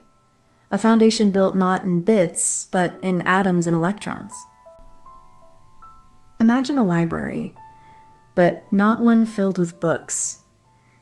Instead, it's filled with boxes, each one a year of your life. Every box is sealed, but inside it's a world of memories, photos, letters, and stories. You don't have to open them all, but knowing they're there gives you a sense of place. Now, think of the personal computer as the first librarian who could read every box, organize them by time, and even search for the exact one you need. It doesn't just store your life, it remembers it in a way that feels almost alive. But the computer doesn't just remember. It also lets you write, draw, and build. It's not just a keeper of the past, but a partner in shaping the future. It doesn't just store your memories, it helps you create new ones. In this way, the personal computer is like a second self, an echo of your mind, a mirror to your thoughts, and a silent witness to your evolving identity. It's not smart in the way a human is, but it's reliable, patient and endlessly curious. It asks no questions, but it listens, and it never forgets. Comment this emoji if you made it to the end. It started as a whisper, a flicker of light in the dark, a promise of connection across the vastness of space and time. We built something that could remember everything, even when we forgot. It wasn't just wires and servers. It was a dream of a world where knowledge wasn't hoarded, but shared, where memory wasn't limited to the mind, but stored in a network. We gave it a name, a symbol, a language. It became more than a tool. It became a second brain, an extension of our collective consciousness. But what does it mean to have a memory that lasts forever? To have every thought, every question, every story saved in a place that never forgets? The internet is more than a network. It's a global memory network. A place where the past, present, and future collide in the space between a click and a screen. When we talk about the internet, we're not just talking about a network of cables and servers. We're talking about a vast, invisible system that connects every person, every idea, and every memory across the globe. It's like a global brain, storing and sharing information in real time. But it's not just data. It's the collective memory of humanity, written in ones and zeros. We think of it as a tool, but it's more than that. It's a mirror reflecting our thoughts, a bridge connecting our past to our present, and a canvas for our future. So what we're really talking about is something far greater than technology. It's a shared space where we all live, remember, and learn together. You might not realize it, but every search you make, every post you share, every comment you leave, it's all part of a vast, invisible record of human thought. It's not just data, it's memory, shaped by your choices and shaped by the world. This memory isn't just stored in one place. It's spread across servers, continents, and cultures. Your actions contribute to something much bigger, a collective record of who we are, where we've been, and where we're going. The internet is like a living archive of our shared experience. Every click, every share, every like, these are the fingerprints of your existence, woven into the fabric of something that outlives you. When you think about it, you're not just using the internet, you're becoming part of it. Your voice, your choices, your questions. They shape the memory of the future in ways you might never see. You should care, not because you want to be remembered, but because the internet is more than a tool. It's a mirror, a witness, and a legacy, one that you're quietly helping to build. In the early 1960s, the first computers were like lonely islands, each one isolated, each one powerful, but never connecting. It was a time of promise and isolation, where the seeds of connectivity were just being planted in the minds of scientists. Then came ARPANET, a military project that would become the first network. It was slow, unreliable, and limited to a few universities, but it was the first step toward a shared digital space where ideas could travel. By the 1990s, the World Wide Web emerged, a revolutionary layer built on top of the existing network. It brought the internet from a tool for researchers into a space where anyone could share, create, and connect. The 2000s saw the rise of social media, search engines, and cloud computing, turning the internet into a vast, living memory. It became a place where our thoughts, images, and experiences could be stored and shared endlessly. Today, the internet is more than a network. It's a global memory, a collective consciousness that outlives individuals and outlives time. It holds the echoes of our past, the pulse of our present, and the potential of our future. Imagine the internet is like a giant brain. It remembers everything we ever said, watched, or shared. It's not just a tool, it's a place where our memories live forever. When you post something online, it's like putting a note in a big, invisible mailbox. No one can erase it. and everyone can read it if they know where to look. At the heart of it all are the physical cables, thousands of miles of fiber optic lines that snake through the earth like veins, carrying light pulses that carry the data we rely on daily. These cables connect data centers, which are massive warehouses filled with servers that act as the brain of the internet, processing and storing information in real time. These data centers are strategically located around the world, ensuring that the internet can operate continuously and efficiently across different time zones and regions. The internet's physical infrastructure is invisible to most, but it is the foundation upon which all our digital interactions are built. Once data is sent, it doesn't travel in a straight line. Instead, it moves through a network of routers, each acting like a traffic director, deciding the best path forward. These routers work in tandem, constantly exchanging information to determine the most efficient way to route data across the globe, adapting to congestion and outages in real time. Each packet moves independently, taking different routes, and may even take a detour if a link is down, ensuring the data arrives safely and in order. This decentralized and adaptive system is what makes the internet resilient and efficient, allowing it to scale and respond to the needs of billions of users at once. The internet isn't just wires and code. It's a living, breathing network that carries our memories, our voices, and our ideas across the world. But here's the clever twist. The internet doesn't just store data, it remembers how data was connected. Every link, every click, every shared file is like a thread in a vast living tapestry. This is where the internet becomes more than a repository. It becomes a map of meaning, guiding us through the sea of information with a sense of direction and context. The internet isn't just about what's stored. It's about how we navigate that storage, creating pathways of knowledge that evolve as we move through them. This clever twist is what makes the internet not just a library, but a living, breathing memory of human connection and shared understanding. It's this interweaving of memory and navigation that allows us to build, share, and preserve knowledge across generations, not just as data, but as meaning. Beneath the surface of the internet lies a vast invisible architecture, nodes, wires, and protocols that hum with a quiet rhythm, like a nervous system carrying the pulse of human thought.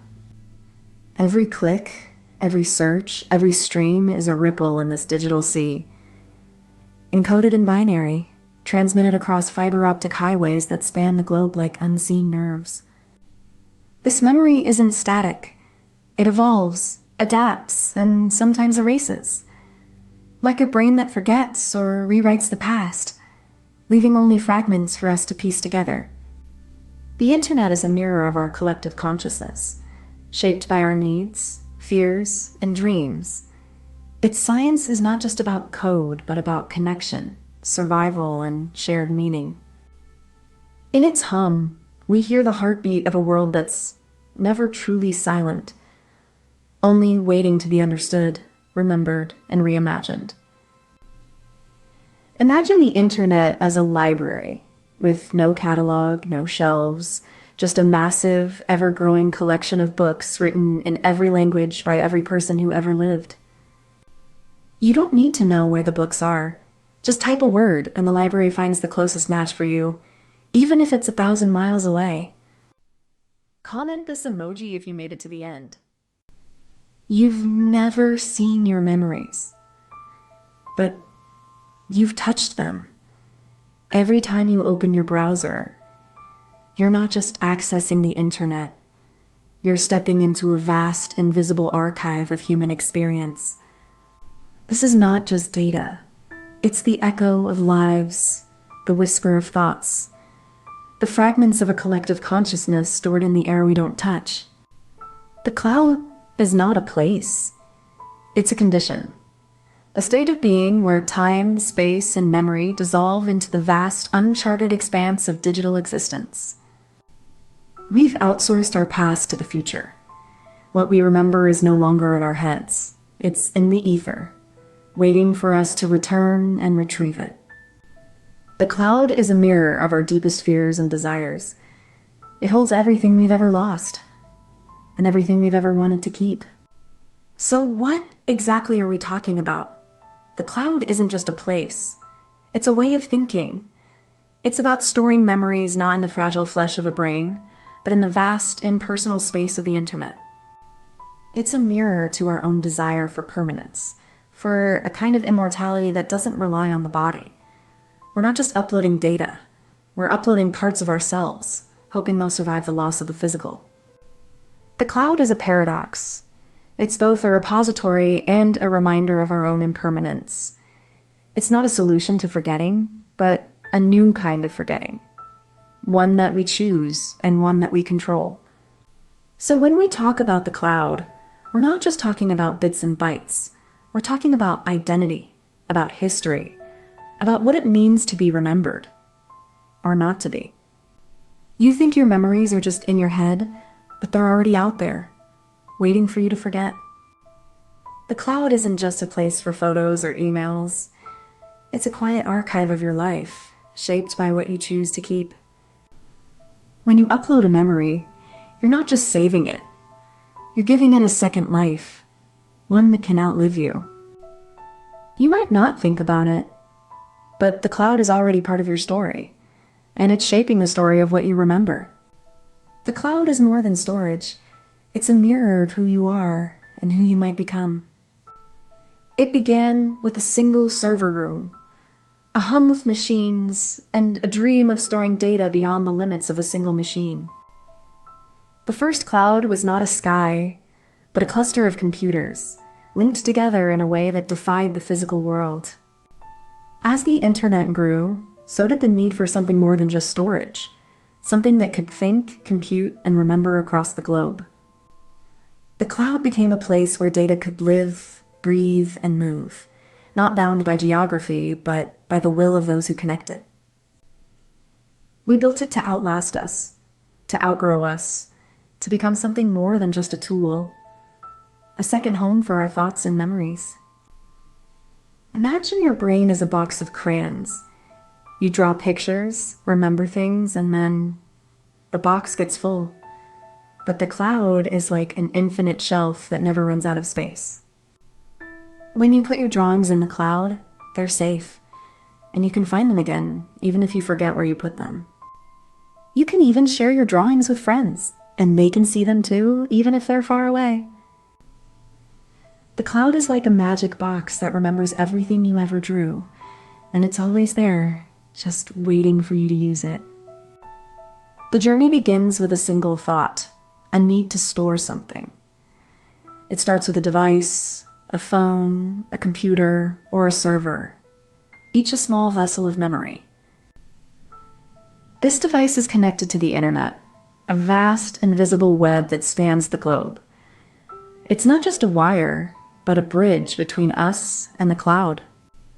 At the end of the tunnel, the data lands in a server, a fortress of metal and glass where millions of files live side by side, waiting for their moment to be called. These servers are not just machines. They are the silent keepers of our past, our memories, our lives, stored in a place that knows no borders and no walls. So, the first step is not just about sending data, but about trusting that somewhere far away, in a world of ones and zeros, our memories will stay safe and waiting. Once the data is digitized, it's sent through a network of fiber optic cables, like threads of light weaving across the globe, carrying the information from your device to the nearest data center. Inside the data center, the data is split into small chunks, each tagged with a unique identifier, much like a library cataloging books with precise labels for easy retrieval. When you ask for something, the system searches for the chunks, finds them, and reconstructs your memory, like piecing together a puzzle from fragments scattered across the world. This distribution of memory isn't just about speed. It's about resilience, about ensuring that even if one piece is lost, the whole picture remains intact. In this way, the cloud becomes more than a storage space. It becomes a living, breathing archive of our thoughts, our lives, our collective memory. The clever twist lies in how data is stored not in one place, but in many. It's like the memory of 1,000 people, shared and spread across the globe, yet always accessible. Each piece of data is broken into smaller fragments, scattered across different servers, like a puzzle with no single piece holding the whole picture. When you access something, the fragments are retrieved from their different locations, reassembled in real time, and delivered to your device as if it were always there. This is not just technology. It's a new way of thinking about memory itself, one that transcends the physical and exists in the space between us. Beneath the sleek interfaces and seamless experiences, the cloud is a vast, silent network of servers, humming with the quiet rhythm of data moving through fiber optic cables like a river of light. Each server is a brain, processing requests, storing files, and whispering to others across the globe, all while remaining invisible to the user who only sees a screen and a password. The cloud isn't just storage. It's a living, breathing ecosystem of data centers, where the air is cool, the silence is heavy, and the weight of the world's information rests on steel and silicon. Every time you upload a photo, stream a movie, or save a document, you're not just sending it to the cloud. You're entrusting it to a vast, interconnected web of human ingenuity and machine precision. The cloud is more than a tool. It is the architecture of our modern existence, the invisible scaffolding on which our digital lives are built, and the quiet guardian of our memories. Imagine a library that never closes, where every book is always available, and no one ever forgets where they left their favorite novel. You can borrow it, read it, and return it without ever losing a single page. Now imagine that library is everywhere.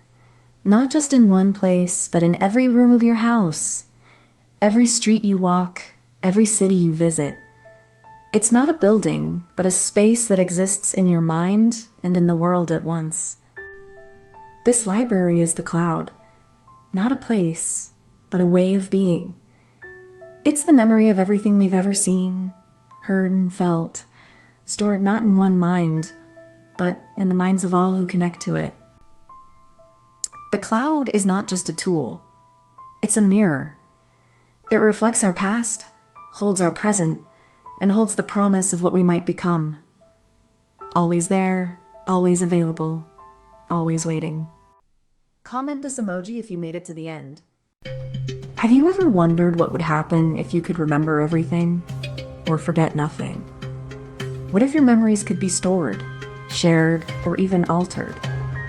What if the future of memory isn't just about remembering, but about redefining what it means to be human? Imagine waking up and being able to recall every conversation, every moment, every detail of your life. But what if that's not just a dream? What if it's already in development, hidden in the labs of scientists and engineers? So what happens when your memories can be saved, enhanced, or even transferred? And what if you could access them from anywhere, at any time? The line between your mind and the machine is starting to blur. This is the beginning of a new era. A future where memory isn't just about the past. It's about power, control, and the very essence of who we are. And it starts with a question. What if you could remember everything? So what exactly are we talking about? Let me start by painting a picture of what this future might look like. Imagine a world where your memories aren't just stored in your brain, but also in a digital form, like a cloud of data. These devices could be implants, glasses, or even something as simple as a phone. They might help you recall events, enhance your learning, or even protect your mind from trauma. We're talking about AI-powered tools that can analyze your neural patterns, predict your behavior, or even help you rewrite your past. It's like having a personal assistant for your mind. And then there's neurotechnology itself. Things like brain implants, non-invasive stimulation, or even brain-computer interfaces.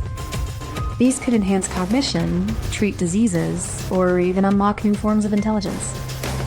So, in short, we're standing at the edge of a new frontier where memory, Technology and identity are becoming inextricably linked. The question is, how do we navigate this future? You might not think about your memories every day, but they shape your decisions, your relationships, and even your sense of self.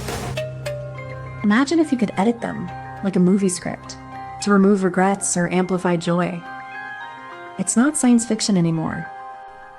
Your memories are the foundation of who you are. If you could change them, you might not just change your past, you might change your future. And that's something you should care about, even if it feels a little too futuristic. You're not just a passive observer of your memories.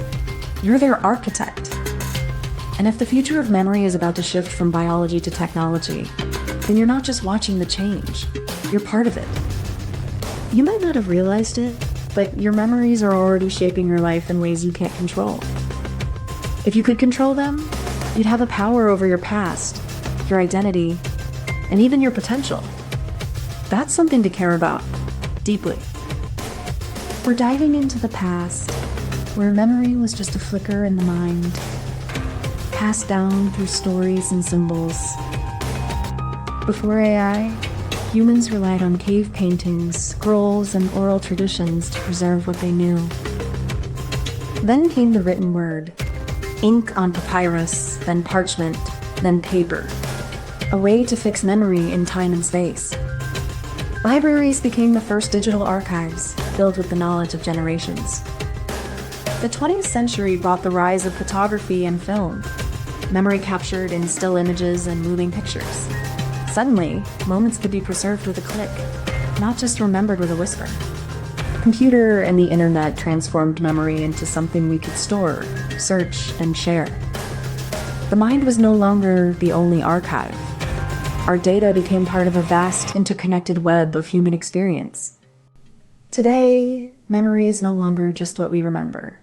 It's what we can simulate, enhance, and even transfer. The next chapter is being written, and it's about to blur the line between mind and machine. Imagine your brain is like a toy box, full of all your memories, like toys. Some are old, some are new, and sometimes you can find the right one. Now, imagine scientists are building a special remote control that can help you find your toys, even if they're buried deep in the box. But here's the fun part. The remote control doesn't just help you find memories. It helps you create new ones, like magic. So, the future of memory isn't just about remembering. It's about building a whole new playground of thoughts and ideas. And the best part? You get to decide what goes in your toy box and what stays out. To start this journey, we need a clear vision of what we're trying to achieve. It's not just about storing memories, but understanding how they form and how they can be enhanced or restored. This begins with a brain scan, but not the kind you might expect. We're talking about high-resolution, real-time imaging that captures the electrical and chemical signals of the brain as they unfold. This process is aided by AI, which helps identify patterns and structures within the data. It's like teaching a machine to read the language of the mind. But this isn't just about data. It's about context, emotion, and the subtle nuances that make a memory unique. We're not just storing bits and bytes. We're preserving the soul of the experience. With this foundation, we're ready to move on to the next step: decoding, interpreting, and eventually, restoring memories in ways we've only dreamed of. Once the data is captured, it's transformed into a digital signal, like converting a painting into a pixelate version. This process is called encoding, and it's the first step in making memory something a machine can understand. Next, this digital signal is processed by algorithms that identify patterns, much like how a fingerprint scanner recognizes unique ridges. These algorithms are like the brain's early warning system, flagging what's important. Once the patterns are recognized, the system stores the data in a structured format, like filing away a memory in a digital archive. This is where the raw information becomes something that can be recalled later. But storing isn't enough. This data needs to be accessible. That's where retrieval comes in. The system uses search queries and indexing to quickly find and bring back stored memories, like a librarian pulling out a specific book from a shelf. Finally, this retrieved data is reconstructed into a meaningful experience. It's not just a file. It's a story, a feeling, a moment, brought back to life through the power of technology and the human mind working together. So far, we've seen how AI and neurotechnology can read and write memories. But here's the clever twist. These systems don't just store data. They simulate experience. By mimicking the brain's neural patterns, these tools create a kind of artificial memory, something that feels real, even if it's not. It's like having a second life, where your past can be revisited, reshaped, or even rewritten, all through the power of simulation. The twist isn't just in the technology. It's in the way it blurs the line between experience and simulation, between what we remember and what we imagine. And that's where the real magic happens, where memory becomes a canvas, and the mind becomes both artist and audience. Beneath all the hype, there's real science happening. Researchers are using CRISPR to edit DNA and study how memory is stored at the molecular level. It's like rewriting the code of our past. Neuroscientists are mapping neural pathways with tools like optogenetics, which uses light to control brain cells. It's like turning on a flashlight in the dark to see how memories are formed. AI models are now being trained on vast datasets of brain activity to predict how memories might be encoded. It's like teaching a computer to read the language of the mind. There's also work on neuroprosthetics, like devices that can interface with the brain to restore memory function. It's like building a bridge between thought and technology. And let's not forget the ethical questions. How do we balance progress with privacy, consent, and the natural rhythm of the human mind? The science is just beginning. Imagine your brain is a library with millions of books, but instead of shelves, it's all in your head. Every memory is a book, and your mind is the librarian trying to find the right one. AI is like a search engine that can scan all the books in seconds, that doesn't remember where they were stored. It just finds the keywords. Neurotechnology is like a magical bookmark that can highlight the exact page you want, but it's still learning how to read the handwriting of your mind. Together, they're like a librarian with a superpowered search engine and a magical bookmark. They can find what you need, but they can't quite understand what you're looking for. So, in the future, your memories might be searchable, editable, even shared, but the real mystery will always be what you mean by them. Comment this emoji if you made it to the end. I stood at the edge of a field where the wind carried the whispers of the past, and I realized how fragile memory is, how easily it fades, how easily it's erased. There are moments when history feels like a photograph, and you can almost touch the edges, but then it slips away, like sand through your fingers. We remember to honor, but we also remember to question, to ask who is remembered and who is left out of the story. The act of remembering is not passive. It is an ethical choice, to preserve, to confront, to carry the weight of the past into the present. To remember is to take responsibility for the lives that came before us, for the stories that shape us, and for the future that we are building. We're talking about more than just memory. We're talking about the weight of history, the choices we make and how we remember, and the responsibility that comes with that choice. To remember is to carry the past with us. But not all memories are equal. Some are honored, others are erased, and some are twisted by time and intention. When we remember, we are not just recalling facts. We are shaping truth, giving voice to the voiceless, and deciding who gets to be remembered at all. To forget is to allow history to repeat itself. To remember is to resist that cycle, to hold a mirror to the past and ask, what do we owe to those who came before? This is not just about the past.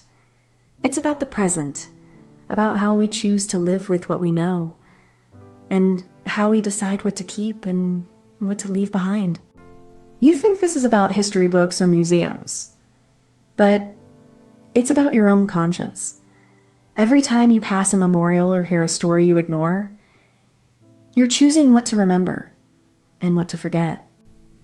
The past doesn't live in the past. It lives in your choices, in the silence you allow, in the stories you let fade. You carry its weight, even if you don't know it. You don't have to be a hero to care. You just have to be awake enough to realize that forgetting is a kind of violence. Against the past, against the present, and against the future. This isn't about grand gestures. It's about small, quiet acts of remembrance. A word, a glance, a pause. These are the moments that shape what we choose to remember. You are not just a witness. You are a keeper. And the world depends on you to remember. Not because you asked to, but because you were given the chance.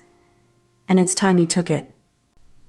We begin in the aftermath of war, where the dust of battle has settled and the silence of the fallen lingers in the air. The weight of history is not in the guns or the flags, but in the faces of those who were left behind. In the shadow of the Holocaust, memory became a weapon. The silence of the camps was louder than any scream, and the responsibility to remember was both a burden and a promise. The atomic bomb dropped on Hiroshima did not just end a war. It changed the way we think about power and consequence. The responsibility to remember is not just to honor the past, but to prevent its return. The Rwanda genocide, the Srebrenica massacre, the genocide in Darfur, each is a scar on the conscience of the world. To remember is to confront the darkest parts of humanity, and to refuse to let them fade. History does not repeat itself, but it rhymes. The responsibility to remember is not passive. It is an act of defiance against forgetting, against indifference, against the erosion of truth. Remembering isn't just about the past. It's about who we are today. When we choose to remember, we choose to care. If we forget, we lose more than history. We lose the people who made it. We lose the stories that shaped us. Remembering is a choice. It's not easy, but it's necessary. Because the past is still with us, shaping the present. When we remember, we honor those who came before, and we give ourselves a chance to be better than they were. The first step is setting the stage. It begins with a quiet room, a single lamp casting long shadows, and a book open to a page that has been touched by time. This is where the act of remembering starts. Not with words, but with presence. The space becomes a vessel, holding the weight of memory, the echo of those who came before. The setup is not just physical, but emotional. It is the silence that allows the past to speak, the stillness that invites reflection and reverence. In this moment, the burden of remembering is not placed upon the mind, but upon the space itself. It becomes a witness, a keeper of the stories that must not be forgotten. This is the beginning of a journey, one that begins in stillness, in the quiet act of preparing to listen, to recall, to bear witness. The second step is the mechanism. It is the silent engine that turns memory into meaning. It is not a single act, but a series of moments, each one a small choice, a small truth. This mechanism is not about recollection alone, but about the weight of what is remembered. It is about the stories we choose to keep and the ones we let fade, like dust on an old photograph. The mechanism is also the pause between remembering and forgetting. It is the space where the past becomes present again, where silence speaks louder than words. To remember is not to relive, but to carry. It is to hold the past gently, to let it shape who we are without letting it consume us. This is the mechanism. It is the quiet force that turns memory into responsibility.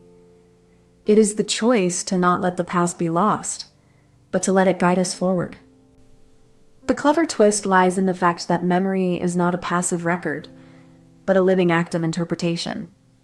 It is shaped by the present, by the needs of the moment, and by the stories we choose to tell. What we remember is not always what happened, but what we needed to believe had happened. This makes memory both powerful and dangerous, a tool as much for healing as for harm. To remember is to re-engage with the past, not as a museum exhibit, but as a living conversations. And in that conversations, we are always both speaker and listener. The twist, then, is that memory is not only about what we hold on to, but about what we let go of. And in that letting go, we find the shape of our responsibility. There is a science of memory, not just of what we remember, but of how we choose to remember. It is a science that hums beneath the surface of every decision we make. In neuroscience, memory is not a recording, but a reconstruction. It is shaped by time, emotion, and the weight of what we choose to hold on to or let go. The same science that helps us remember also warns us about the fragility of memory. It reminds us that what we forget is not always lost. It is simply stored, waiting to be retrieved or overwritten. To remember is to carry a responsibility, not just to the past, but to the present. And to forget is not to erase, but to surrender the weight of meaning to time. This is the science of remembering. It is not just about holding on, but about knowing when to let go, and how to do so with dignity, with truth, and with grace. Imagine a clockwork bird, its gears ticking in perfect harmony, but its wings are made of fragile paper. It flies only when the gears are turned just right, and if you stop the motion, it falls silent. This bird is our memory. It holds the weight of our past, but it only sings when we turn the right key, when we choose to remember, to reflect, to take responsibility. But if we forget to turn the key, if we let the gears rust, the bird falls silent, and then the past is not remembered. It is erased, or distorted, or buried. To remember is not just to recall, but to act. It is to carry the weight of the past, to shape the future with the echoes of what came before. And in that act of remembering, we do not just honor the past, we define our present and our responsibility to the future. Comment this emoji if you made it to the end.